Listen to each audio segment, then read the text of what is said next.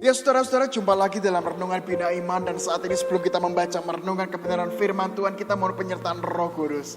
Kita berdoa saudara-saudara.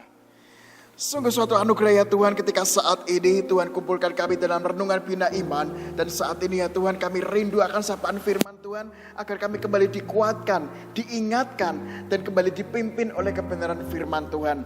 Oleh sebab itu Tuhan, saat ini berfirmanlah, kami siap untuk membaca, merenungkan, dan menghidupi firman-Mu. Hanya di dalam nama Yesus kami berdoa. Amin. Suatu hari saudara-saudara, saya ke belakang ya, buang air.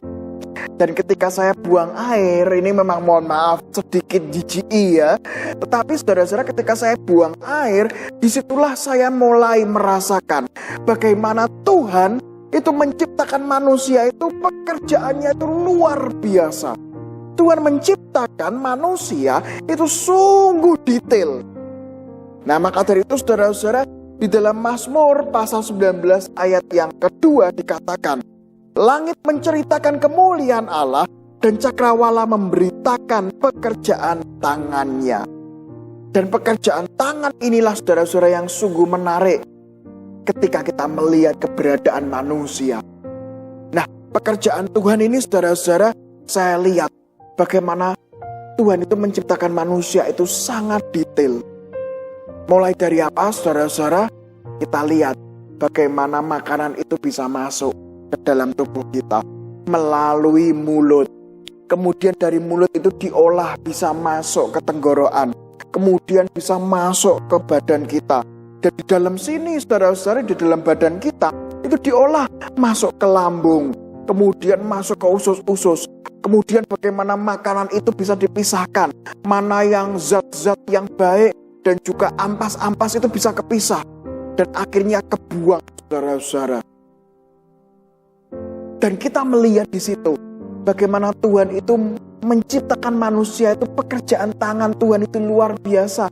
Detail banget loh saudara-saudara. Dan kadang-kadang pekerjaan Tuhan yang semacam ini, itu kadang-kadang kita lewatkan. Kadang-kadang kita lupakan. Karena apa?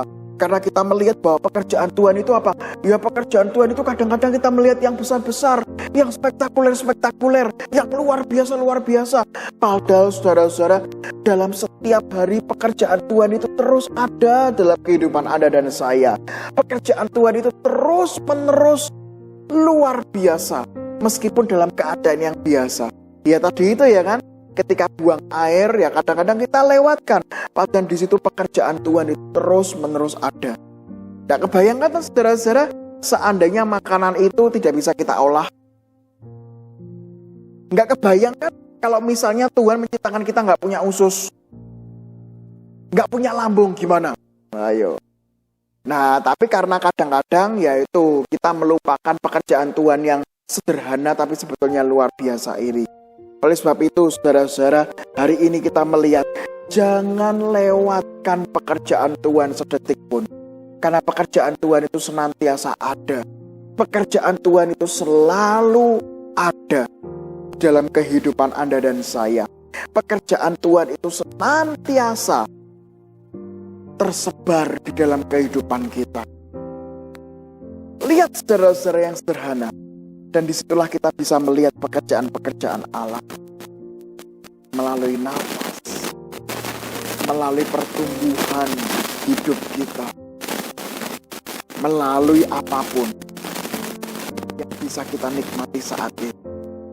Oleh sebab itu jangan pernah merasakan, kenapa ya Tuhan tidak bekerja di dalam pergumulan? Kenapa ya Tuhan tidak bekerja di dalam permasalahan? Kenapa ya Tuhan tidak bekerja di dalam beban hidup yang saat ini saya alami?